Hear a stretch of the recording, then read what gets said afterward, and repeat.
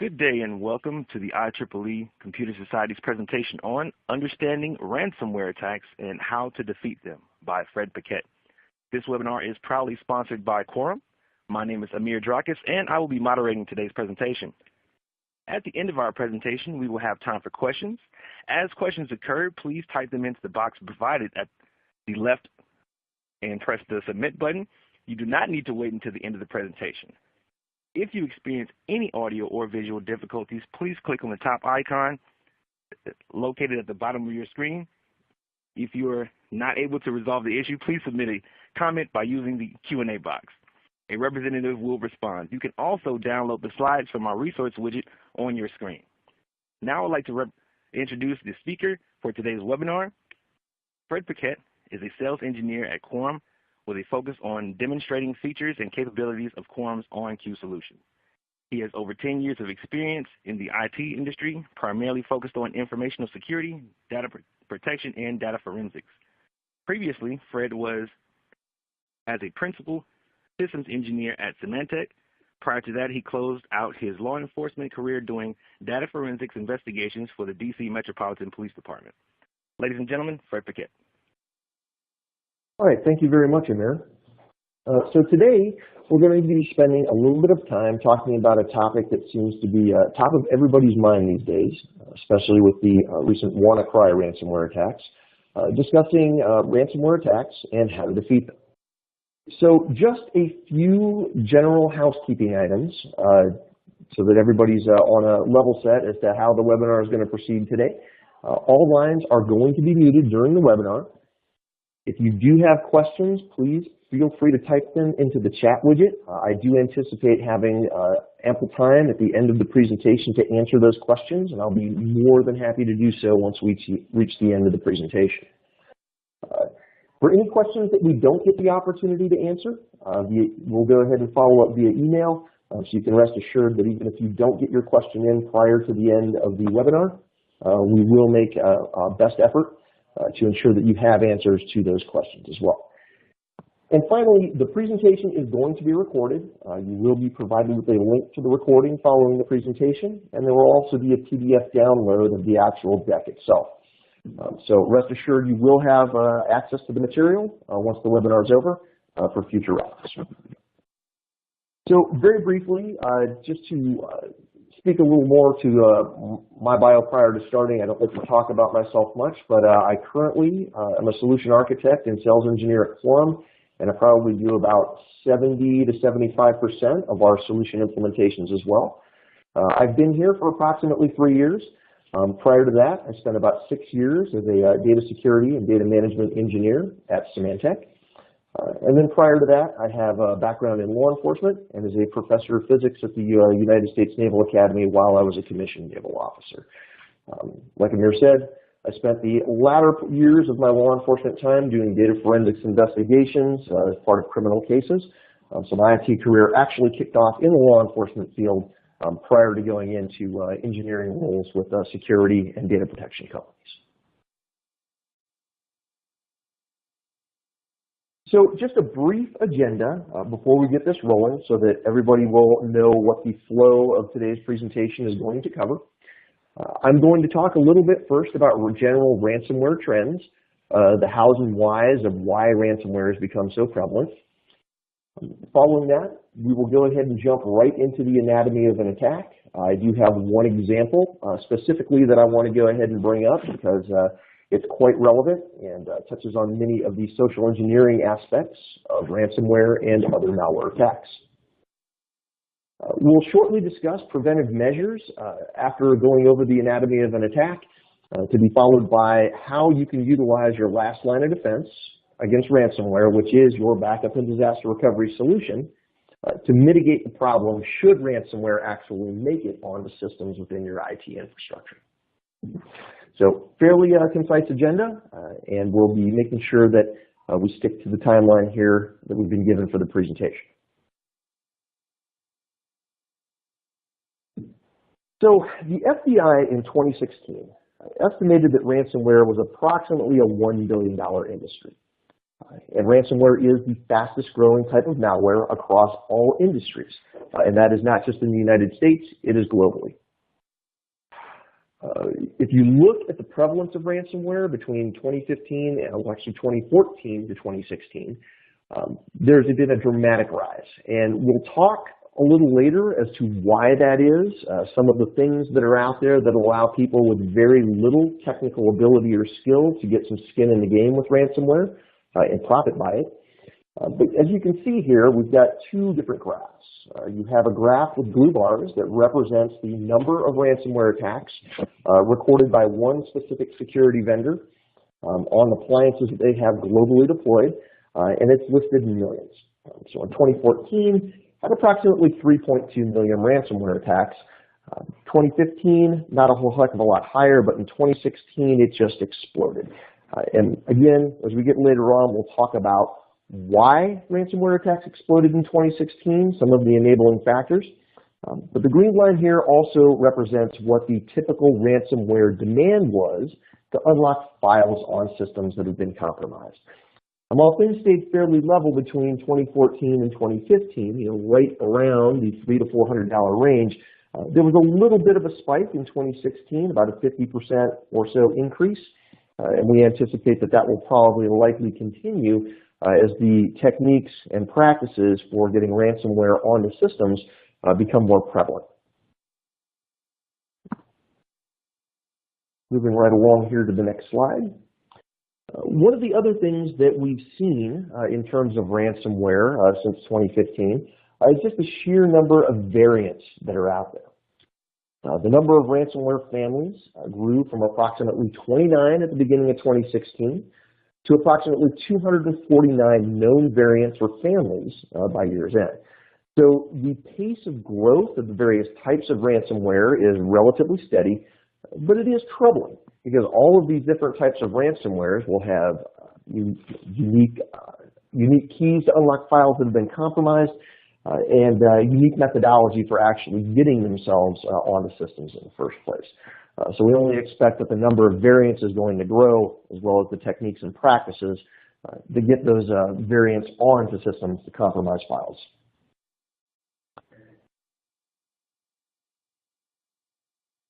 So the last slide really spoke to the volume of attacks. And this one is going to show a little bit more about the prevalence of those attacks and the number of organizations that are being hit. You can see here, this came straight from Odin research. Over the past 12 months, approximately 50% of all organizations have in fact been hit by ransomware.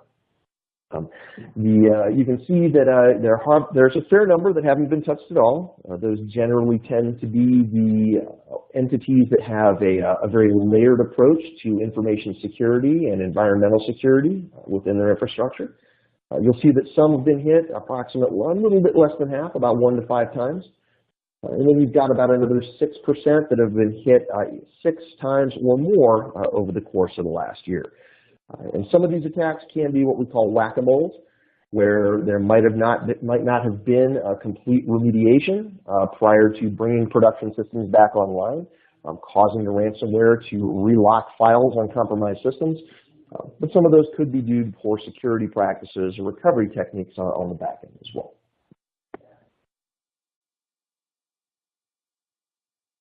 And when we look at attacks by sector, this is another area where the details can be a little bit deceiving. If you look at the growth of ransomware attacks and the sheer number, the technology sector, utility sectors, banking entities, they saw the largest increase and generally have the largest volumes of attacks. But as you see down at the bottom, healthcare, that is an industry. It tends to land somewhere right in the middle of sheer number of ransomware attacks, but because of just the idiosyncrasies around ransomware potentially compromising critical systems to provide patient care and otherwise, they pretty much dominated the headlines in 2016. I believe there were no less than a dozen hospitals that were actually affected by ransomware in 2016. And while the mean payout in order to unlock files was hovering between that $600 and $700 mark, one notable example, a Hollywood Presbyterian, actually had to pay about $17,000 in order to get the decryption keys to unlock their files. But as we go along here, on the next slide, you're going to see that actually paying the ransom is kind of really the tip of the iceberg as far as the total cost for remediating a ransomware attack within an environment. But this gives you a good idea of what sectors the perpetrators of this type of cybercrime are targeting, because frankly they get a lot of bang for the buck for the information they're able to compromise within those sectors. Moving along to the next slide here. So what does a ransomware attack cost? I'm not going to throw out dollar figures here, but what I do want to emphasize is that paying the ransom, again, really is only the tip of the iceberg. Again, the average ransom paid for decryption keys is roughly $600 to $700. But as on the previous slide, remember, Hollywood Presbyterian paid significantly more to restore compromised data on their systems. Some of those systems provided access to patient records and critical care for specific patients. So when we look at the cost of the ransom, that generally tends to sit towards the top. Now, moving down the stack, then you have the cost of downtime. And down systems are definitely going to have a cost associated with loss of business activities because users and customers simply do not have the ability to access these systems. Now, just some industry estimates on range of cost. If you look on the low end, for maybe small businesses with under 100 employees, the low end of the cost can be around $1,000 per hour for small businesses if they have their critical systems compromised and not functioning. When you go across the spectrum to large enterprises that have, or enterprises and large enterprises that are 1,000 or well over 1,000 employees, if their critical systems get compromised, that downtime can cost hundreds of thousands, if not $1 million plus an hour, depending on the sector and transaction rate of those critical systems in maintaining the business practices. And so downtime adds additional cost to the total cost of a ransomware attack. Moving right down the stack, when you look at incident response, this is another area that generally has a premium price tag associated with it. There are some companies out there that will keep their own in-house incident response team. They're very large and well-staffed simply because of the revenue that that particular organization happens to bring in.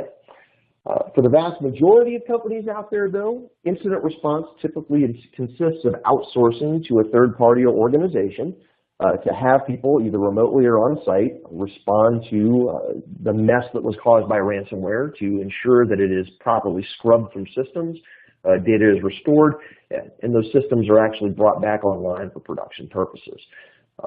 When you go down into the smaller organizations, generally incident response happens to be whoever is on the IT staff. But again, if those folks are not actually performing their day-to-day functions and instead are working to remediate a ransomware attack, then the company itself is not getting the most bang for the buck for their activities simply because business operations are not in place. So moving down the stack again, organizations can also be hit with legal fees. If affected customers end up suing that particular organization for things along the lines of loss of personally identifiable information, or if regulatory bodies determine that some sort of practice should have been in place to prevent the breach in the first place and they want to levy some sort of fine. So legal fees definitely can contribute to the overall cost of a ransomware attack. If you look at data loss, due to encrypted files, and we'll talk a little bit about this more as we go through here, there are some types of ransomware that will do things like slowly delete files that are encrypted to dial up the pain in order to get you to pay the fee. But anyway, data loss is another one of those areas where there can be a significant financial impact to the organization that suffers from one of these attacks. Whether we're talking about personally identifiable information, unique intellectual property, this can all be very pricey downstream if that information gets compromised or lost. Now, the next to last portion of the pyramid here is loss of life. Now, this hasn't happened yet, but when you focus specifically on the healthcare sector, if a hospital does get hit, the potential for loss of life is actually there, especially if essential medical equipment and systems are being affected by a ransomware attack. This could also be comprised of access to patient records or treatment history or treatment protocol for patients that happen to be within that facility. Hospitals seem to be, in this day and age, leading the charge in the Internet of Things. In large hospitals, everything is becoming very much more interconnected in an effort to provide better service at a much lower price point than has been available in the past.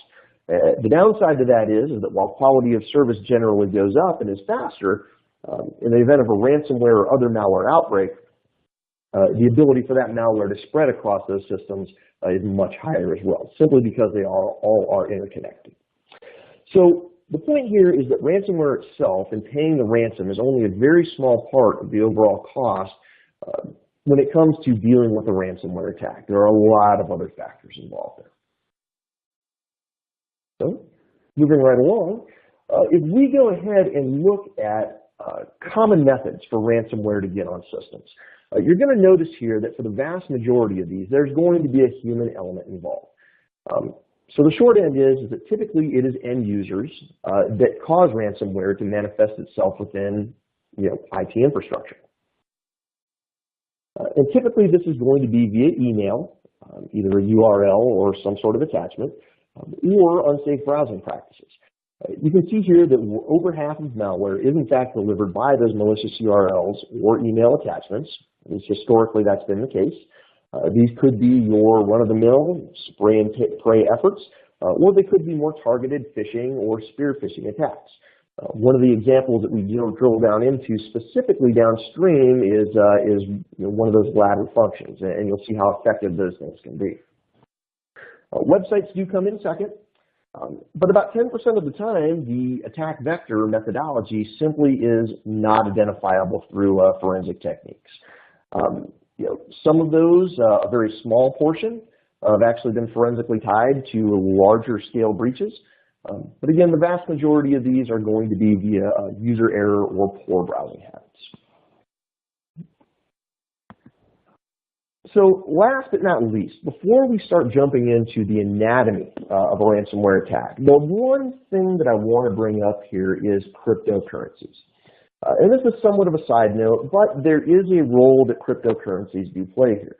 We tend to want to focus on technical aspects of ransomware attacks, but it's very important to understand that cryptocurrency, while not necessarily solely what enables ransomware attacks, can be a contributing factor. So ransomware type of attacks do require some sort of anonymized currency.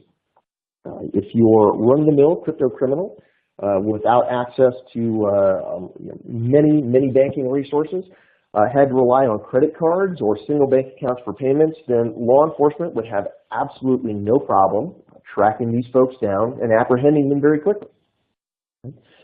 Now, frankly, I'm probably one of the biggest advocates out there for privacy and anonymity. I believe that a truly free society needs to have a foundation of voluntarism that's transparent only to the parties involved in any transaction between those parties. But that sort of anonymity, especially on the internet, can provide a layer of protection for whistleblowers. While it can provide a layer of protection for whistleblowers, activists, or people that want to have private financial transactions in closed regimes, it can also provide cover for cyber criminals. So any anonymizing technical ability or commodity can be used for either good or malicious purposes here. But this chart specifically shows the market value of Bitcoin. This does not show you the total number of Bitcoins or the number of Bitcoin transactions, but the total market valuation of Bitcoin specifically, as it is the most typical cryptocurrency that is utilized by ransomware attacks. There are others, such as Litecoin, and there's probably, right now I believe there are well over 100 different cryptocurrencies out here. But because Bitcoin is so prevalent, it tends to be the one that's used the most. So if you look at the market capitalization of Bitcoin for over the last year, you can see that it pretty closely resembles the rise of ransomware in our first slide from 2015 to 2016. In fact, because there's a time on ransomware, and it can take up to a week to complete a Bitcoin purchase, you'll see that many corporations are now stocking Bitcoin in advance to be prepared in the event that there is a ransomware attack well in advance of any infection. But cryptocurrency does play a role here. Again, it's not the sole enabling factor, but it does provide an anonymizing layer to allow crypto criminals to get away with some of these activities.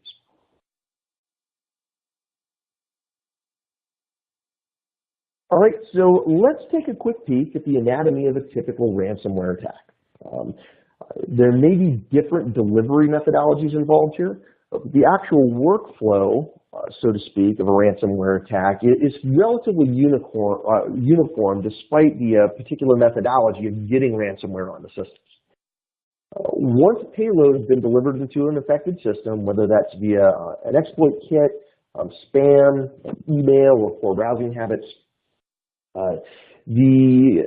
typically it will go ahead and reach out to a command and control server at some point to download the public key so it can start encrypting files. So pretty straightforward stuff. The next step is to start encrypting assets, and this is typically going to start locally on the system that is patient zero, and it will move out to things like network shares or other systems that it has access to within a network. Once we start getting into other systems being infected, a ransom demand is typically going to be left behind in one form or another. Again, as we go through here, we'll look at one case specifically, but different variants are going to have different methods. Some of them will leave a text file, some of them will leave a screensaver, some of them will leave both of them, telling you what it is you need to do in order to unlock the files that have been compromised. Some of these ransomware exploit kits will do things to try to get you to pay quicker, such as running a timer, letting you know that everything will be deleted. Again, I talked a little bit earlier about the slow drift, where files are slowly deleted in an effort to dial up pain to get you to pay quicker. So there may be different techniques, but the attack methodology is relatively similar, regardless of the specific motivators that these variants use to get you to pay the fine.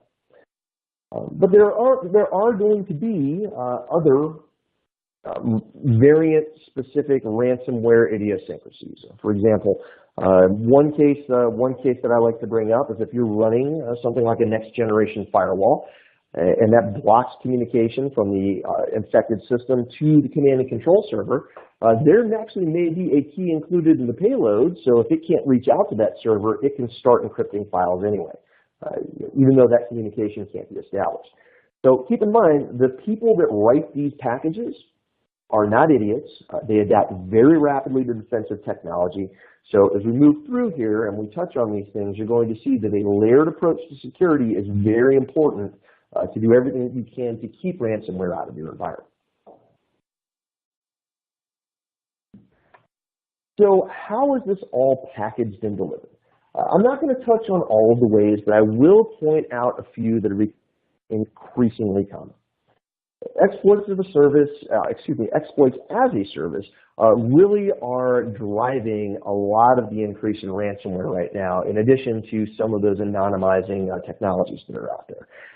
And exploits as a service allow people with very little technical ability to get into this business and make a lot of money in a very short period of time. And again, exploits and service are beginning to rise in popularity because it allows folks with low technical ability to get skin in the game. So in this type of example right here, you have an exploit kit administrator, somebody who's actually built the exploit kit and they publish those exploit kits for use. So generally, you're going to now have your exploit kit customers. And these exploit kits are very sophisticated. Many of them come with management panels that allow tracking of statistics of these exploits. They look very much like high-end customer relations management software. It has a very slick, very data-rich, and very informative user interface. It is very well developed, and these kits are very easy to deploy. And once these kits are out there, these exploits are very easy to deliver by some of the other methodologies that we'll talk about moving forward. Typically, there's going to be some sort of a landing page or exploit delivered via email or other means. There will be some sort of redirection as the exploit gets consumed by the victims, and then the malware package is actually dropped onto the systems in question. Now, one other thing about these exploits as a service is, at the end of the day, the people who design these kits want to get paid, right? So they do have an incentive to provide the encryption key if you pay the ransom. And the people that subscribe to these services know this as well. So in a lot of cases with these exploit kits, there's going to be an affiliate ID within the code base that will ensure that everyone involved in the exploit as a service gets their portion of the cut from that ransom being paid. So again, the people who design these exploit kits make a tidy profit off the top, but everybody down the chain, it looks very much like a multi-level marketing campaign, ends up getting a cut of the total take. Right? So again, this is the sort of thing that is very slick, it's very well developed and executed. It's a very solid industry that allows people with very little, even with no skill, to go ahead and get paid very, very quickly. So that's exploits as a service. Another way that people are utilizing another way that is a common exploit path is talk a little bit about email, attachments, and URLs. Malvertizing is terminology for malware advertising. And this is another common technique for getting malware on the systems, and it typically relies on poor user browsing habits. I think everyone here on the call is probably familiar with online advertising. Personally, I use ad blocking software, so I never have to see it or have the code execute within my browser. But advertising is out there on pretty much every website you go to. So the reason this attack vector is so successful is because of the way online advertisements are posted to sites to drive demand. Right, so let's take the example here. You have John and Sally user browsing the internet through whatever system they happen to have. So a web surfer goes to a legitimate website, and this could be any website out there, even the biggest of the big companies or the smallest of the small companies. Now, when that user goes to that website is going to be connected, here we go, to an ad network. And that ad network is going to be connected to various third parties. Now, the ad network actually provides the advertisements that go on the website, but they outsource the ads that they put up there to third-party organizations.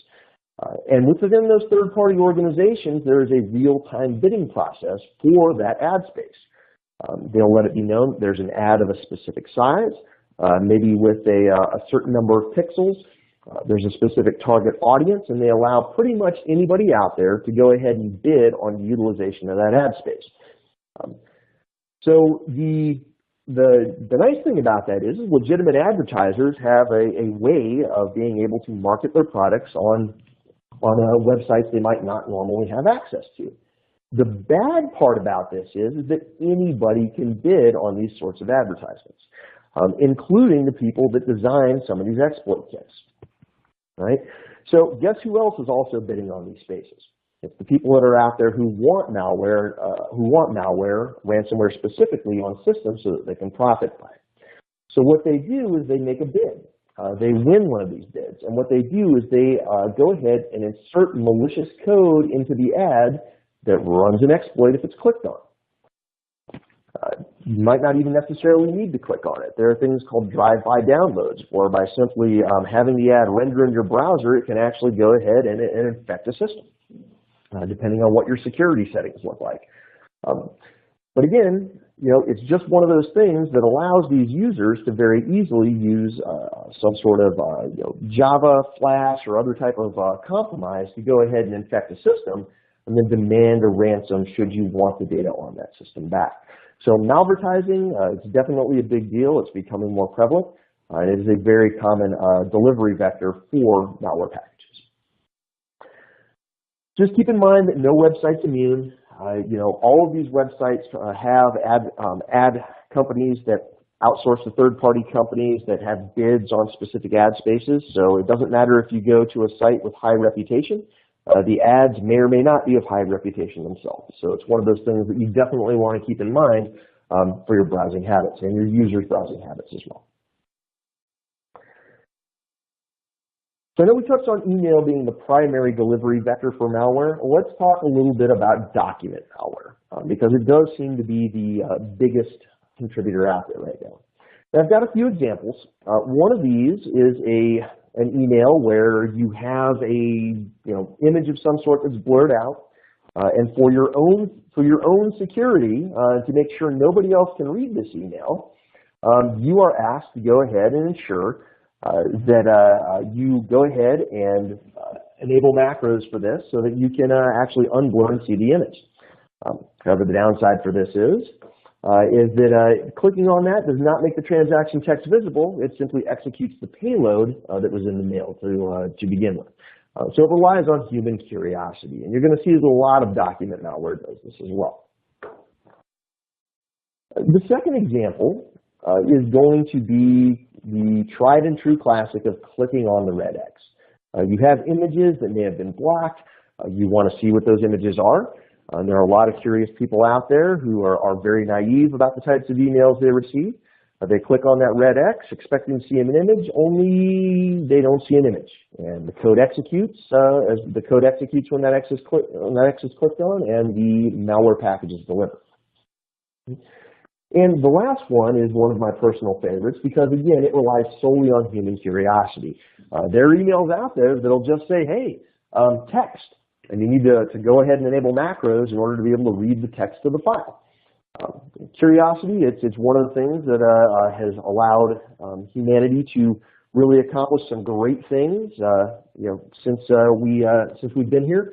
The downside to it is that curiosity can be used for both good and malicious purposes, and this is just one example of a malicious purpose because there's always going to be somebody who is just dying of curiosity to see what happens if they click the little button. Right? But document malware, very, very prevalent. And one specific example of document malware that I want to touch on is Odin. Odin, and I was asked this question prior to the webinar, why did I focus on Odin and not something like WannaCry? Because WannaCry was an exploit that used a vulnerability in an SMB port in order to manifest itself on systems. Odin was something that required actual user intervention in order to manifest itself on a patient zero system, which is why I'm using it as an example here. So it's a good case to focus on. So Odin started with a targeted email. This was more of a phishing or spear phishing campaign that basically let you know that an order has been processed and your invoice is attached. Now, a lot of people in their day-to-day lives, if they get this in private email, they might say, yeah, I know this is garbage. But imagine for a moment that you work for an accounts payable department or a receiving department or even a shipping department. And, some people leave in their personal email address. And they may look at this and say, hey, what did I order? I don't remember ordering something from this company. At the end of the day, the books have to balance, so they're going to take a look at it. They say, I didn't really order anything, maybe a mistake, well, let me see what happens.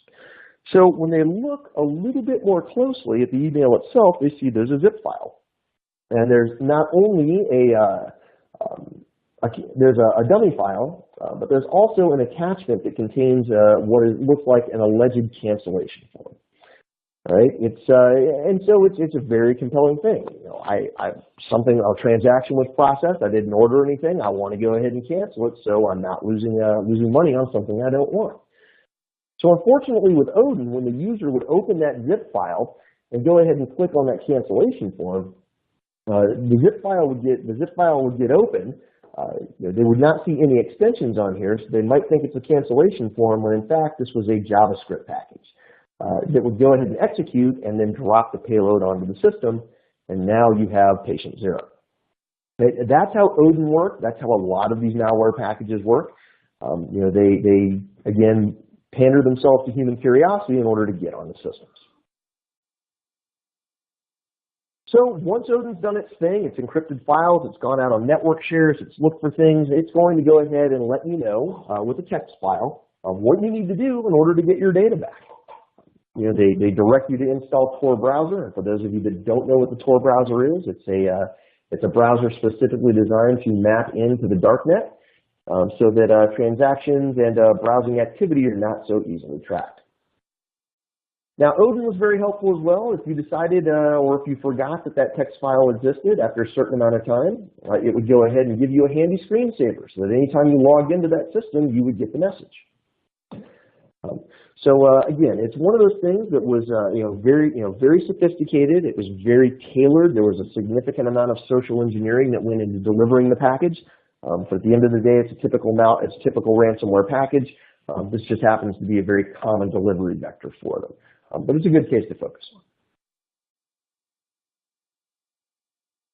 So what do you do to prevent malware from coming into your environment in the first place? From my time on the security side of the house, I can tell you one thing is an absolute truth.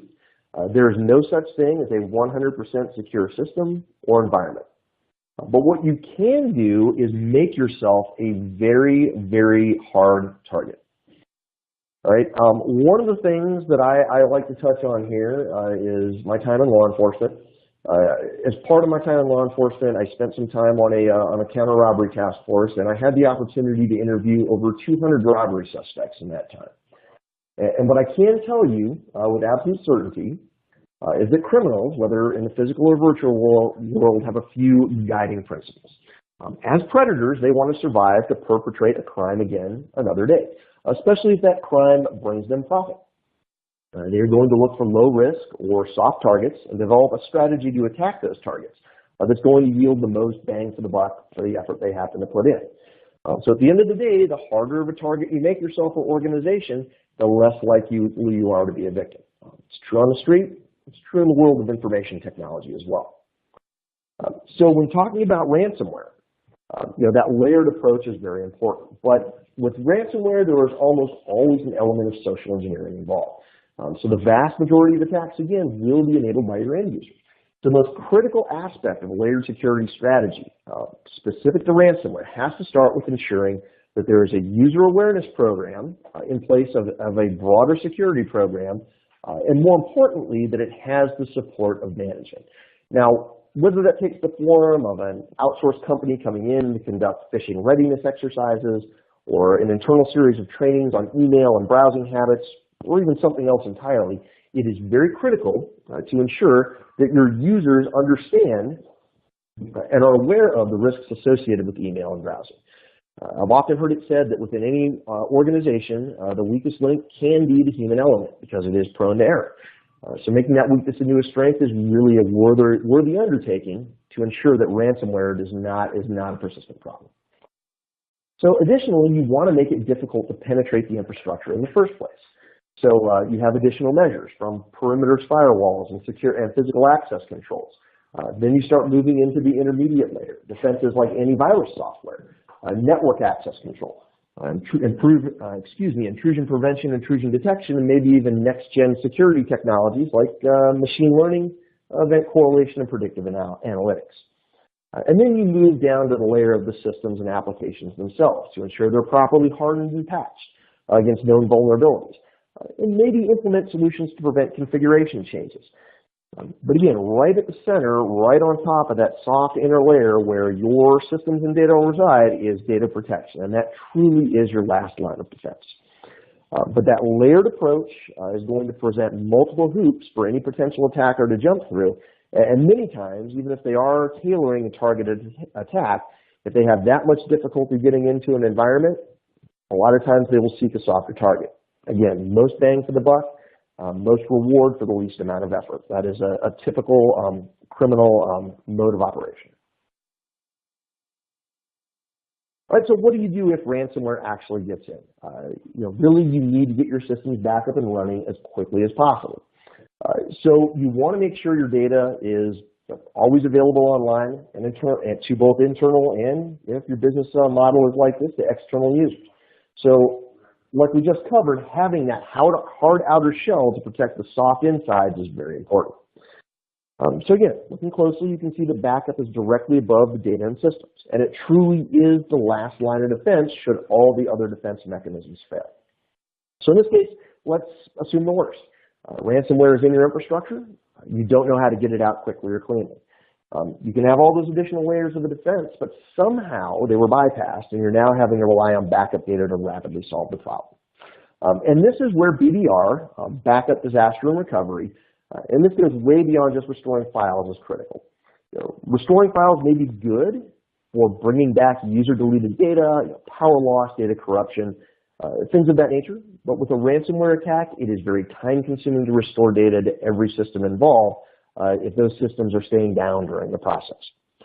So when we talk about backup and disaster recovery, or BDR, we're talking about a solution that not only restores data, but resurrects your system to a known good point in time very quickly and very easily, allowing you to run your IT environment from a known good state and keeping your business operations on track while you remediate the outbreak itself.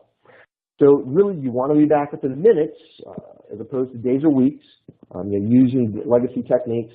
And that technique can be used to fail back to clean, although, again, those techniques can be used to bring data back to clean systems once the outbreak is resolved.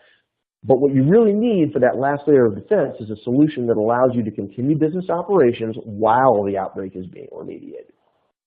Okay. So while I do plan to cover best practices for using a BDR system for ransomware mitigation, I do want to point out that we at Quorum do have a purpose-built solution designed specifically to mitigate this type of attack. It is built on a hardened appliance, running its own hypervisor. It allows you not only to back up your data, but to create virtual replicas of those systems that you're able to boot very rapidly and have it up and running as at any point in time that you have a good backup for. So again, providing you with that mitigation while you actually clean your infected systems. So what's in the box? The solution's designed to protect up to 15 servers, although we can scale out multiple boxes for larger environments. Significant amount of storage, the processing and memory capabilities, with a lot of internal components that allow for very fast performance of systems or replicas of systems that you choose to bring up while you clean the ransomware attack on the production systems. So really, it gives you a whole new outlook on saving your bacon, because you have the ability with just a couple of clicks of a button in a user interface to bring up an infected server as of a known good point in time within just a matter of a few minutes. It's very simple to deploy. We give you the ability to test those replicas you create so that you know that they work. More importantly, we do not rely on external resources such as DNS or Active Directory in order to be able to process, or in order to be able to protect systems. So really what we've done is minimize the attack vectors and the attack surface to make our solution almost impervious to infection while being able to run systems at a known good point in time. This is just part of what we have the capability to do. It's a subset of the full solution stack. But for ransomware type mitigation, it can be a very effective solution. But you do get many other things in the full solution stack, including secured and encrypted replication to a second site of your choosing, or one of our cloud co-locations. So in the event that you do have a complete failure of the production site, you can still continue business operations while remediating the outbreak. All right. So just a couple more slides here before we wrap things up and start answering questions. So what are the best practices to do if protection fails? Well, whether you're using our solution or something else that has a similar functionality, there are steps that can and should be taken should defense in depth fail. If you have one or more compromised systems and you discover those, at that point in time, you pretty much are the incident response team. You want to be back up and running quickly without paying the ransom. So first, the first thing you need to do is verify the system or systems with locked files are offline and isolated from the production network. So whether that is segmenting them off the network or just unplugging their network cable, you want to make sure that those systems are off the production network. You also want to ensure that any systems that those systems connect to, or UNC paths of compromise or shares, are examined to ensure they're not compromised. And if they are, get those off the network as well. So essentially, you want any infected system isolated. But importantly, you need to verify that those systems are actually offline. If you're running clustered systems, DFS is pretty common, you need to make sure that all of the nodes in that cluster are offline, because if even one is up, you kind of run into a whack-a-mole situation where you think everything's offline, you start remediation, but then the infection pops back up again. Right, now you're going to check the rest of your environment. You've isolated those systems. You want to make sure that you're checking everything on those systems. And you can delegate people to go ahead and assist you in this effort. So you want to look for common extensions for known variants. Your .locks, your .enigmas, your .crypts. You want to check your UNC paths for anything out of the ordinary. And many times when you do this, you're going to find file names, something like decrypt.htm, something similar, that's going to give you an idea of the variant you've been exposed to, as well as which files and folders have been impacted. Right? So, and you'll find that with some variants out there, there are websites that have master encryption keys publicly posted. So older variants of malware a lot of times can be, you can get that encryption key without having to pay the ransom. Not necessarily the case with new ones, but now you know what has and has not been compromised. And so what you want to do is make sure now that you drill down to patient zero. Where did this attack originate? Because that is most likely the system that's communicating with the command and control server. So you zero in on your patient zero systems. Again, avoid playing whack-a-mole, so you have to be very thorough here, so you don't get secondary or tertiary outbreaks. Otherwise you could end up spending hours or days restoring files only to have them recompromised again. Right? So you've taken those systems offline, you figured out exactly what's infected, and now here's where your BDR solution comes into play. You need to now take a look at your BDR solution. If you're not able to do this on the infected systems themselves, look within your data sets and find out when the encryption keys were actually applied, because that's going to give you a very good idea of when the malware attack occurred, the ransomware manifested, and what point in time you need to roll any replicas you've created back to. Okay? So, patient zero is offline. You've figured out what point in time you need to boot your virtual replicas up as of, and you have them up online running, and hopefully running for hopefully you have a solution that allows you to run for as long as needed. So now your users are running on your BDR solution. They're hopefully they're processing transactions, and those transactions are backed up with checkpoints so that you can restore that data at a later point in time. And now you need to do your deep clean. So there are a couple of common ways of doing that. Moving along to the next slide here. Again, you found that good backup time. You've booted your replicas up. Your employees are running off of it, and again, now it's time for that deep clean. And there are a bunch of different ways you can do that. Common techniques. If the Windows system, Windows Restore. You could utilize your BDR solution to build a known good point-in-time virtual machine deployed on a hypervisor of your choice. Or you can go with the old tried and true nuke and pave technique. Works very well for workstations because it's pretty easy to blow those systems away and just re-image them. But the bottom line is the BDR solution that you choose should have the ability to get you up and running off replicas at a known good point in time very quickly, very efficiently, allow you to run off those replicas for as long as needed, days, months, weeks, if necessary, and then allow you to go ahead and fail that change data back once you've finished the deep cleaning operation. All right, and one of the ways that we offer in order to rebuild systems that have potentially been affected by malware is what we call a bare metal restore or incremental failback methodology. And so we do include with our solution, and other solutions have similar capabilities, the ability to boot the production system once it's been cleaned from an ISO image of some sort, point back to the actual BDR solution, and then go ahead and pull either a full or incremental image back down to the production system while the users continue to run off those virtual replicas so that they're able to rebuild their production infrastructure in very short order.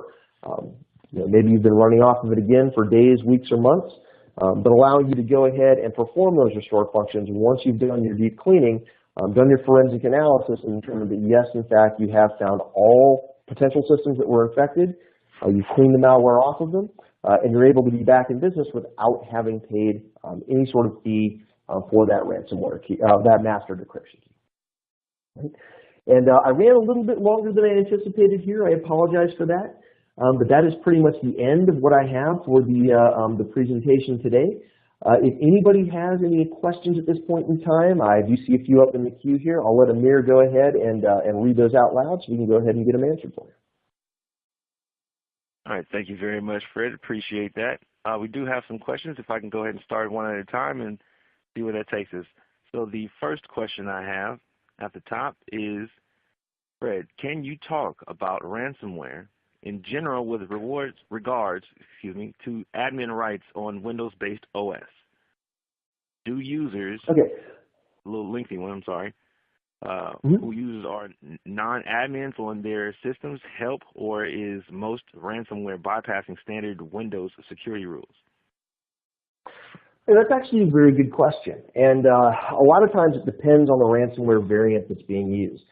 It is always a good practice from a security perspective to not allow individual users to have administrative rights on systems. Again, because if they execute a package on that system and is run as an administrator, it gives a very, very easy ability for that package to go ahead and create registry keys or whatever it needs to do in order to go ahead and grant itself administrator level privileges. So it can be a very effective technique in mitigating that sort of thing. I do see that in most Linux systems that are deployed, that you will have your root credentials, but you will also have separate user credentials that don't necessarily rise to full root privileges. That is something that prevents a lot of attacks on Linux systems. So paralleling that on Windows can in fact be a very, very effective technique. I have only really heard of a few ransomware variants that have been able to bypass that sort of security practice. The majority of them do not. So yes, good practice, definitely. All right, another question here is, does your company have an appropriate solution for email security since emails seem to be the attack vector? I believe in that attack vector. That's actually a very good question, Amir. So Quorum, we are not a security company. We provide a data protection and disaster recovery solution as your last line of defense should ransomware or any sort of other unplanned outage occur. If you're looking for something specific to email security, we do give you the ability to do things through some third-party tools like cracking open email databases for granular restore. But for email security, I would definitely look at a potential third party for that. It is a very common attack vector. There are some very good solutions out there on the market, but that is something we simply don't do in-house. All right, another question for you, Fred, is, excuse me, on the slide, ransomware delivery methods, where do you categorize open ports, exploitable protocols, as happened with WannaCry? Yeah, and that can be, I mean, really, the exploited ports had more to do with communication. All right, let me back up a step. So WannaCry was able to be delivered as part of either a broader attack on specific infrastructure or via some of the common methods that I laid out here via email or browsing habits.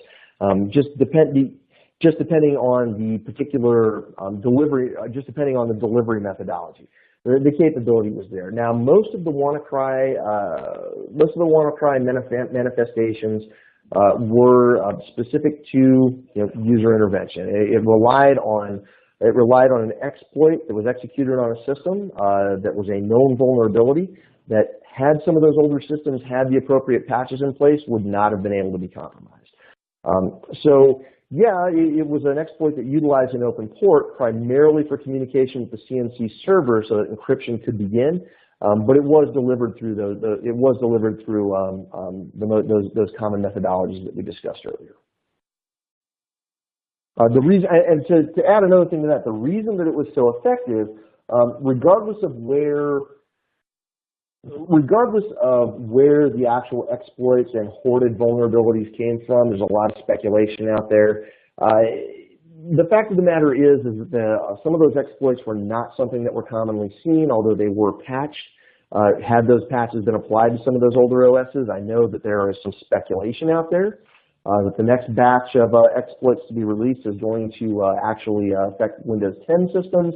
I guess that remains to be seen, but I mean, really, having that layered approach at the end of the day is your best bet to protect against any WannaCry duplicates or parallels that happen to show themselves in the future.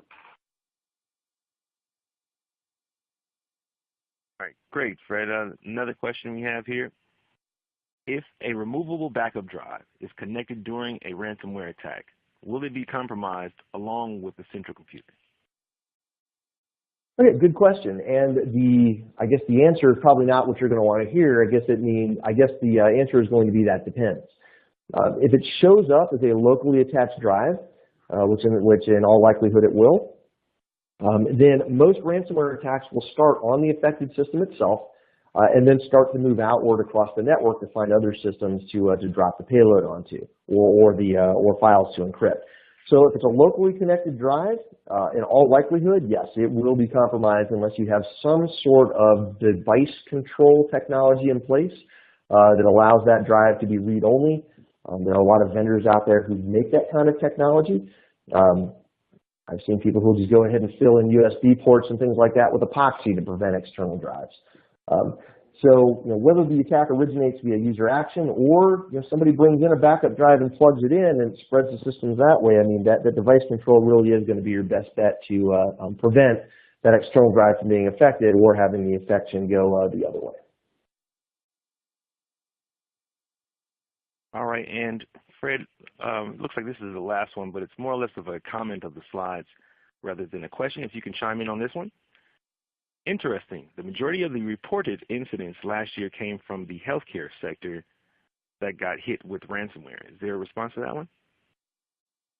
Yeah, and that's kind of interesting because healthcare, I mean, financial sector, they did too. There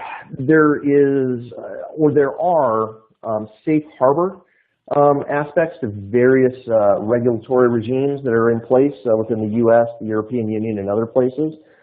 To where if you have certain technologies in place that can prevent personally identifiable information, things like that, from actually being exfiltrated and sold on the open market or exploited for malicious purposes, and then you don't necessarily need to report some of those cases. Encryption, the encryption capability is one of those things that could potentially, or encryption of data at rest on systems can prevent that. Now, having said that, the healthcare sector has, for a very long period of time, operated under, I want to say, a patchwork of different regulations that are slowly but surely being consolidated into larger and larger bodies like HIPAA and others. But still, depending on what part of a healthcare organization is actually hit, there are going to be different rules that apply from the different regulations that may impact that medical organization.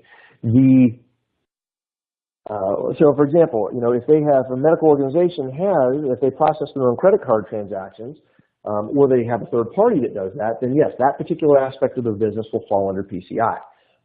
If they have personally identifiable information, medical records, that's going to fall on other systems that fall specifically under HIPAA. And HIPAA does specifically have a safe harbor rule and some of the financial regulations that fall under FFIEC do as well, to where if you have controls in place that ensure that any exfiltrated information is essentially going to be useless, meaning it's in an encrypted format that cannot be decrypted without a secured key, and then a lot of times that reporting, you don't necessarily need to divulge the fact that a breach occurred. Healthcare organizations, unfortunately, and I'm not knocking the industry specifically, healthcare organizations have been playing a little bit of catch up in terms of data security. They've seen a huge growth in the number of interconnected devices, and the methodologies to secure not only the data on those devices as well as communication between those devices has been kind of a work in progress. And because of that, they have been obligated, under the rules they fall under, to disclose a lot more of those breaches than other sectors may have had to. Sorry for the long-winded answer there. No problem, Fred. I appreciate it. Well, we have run out of time. I'd like to thank Fred for his informative presentation. A special thanks to our audience for taking the time to attend and participate. A special thank you to Quorum for the webinar. Appreciate it, everybody. Thanks a lot.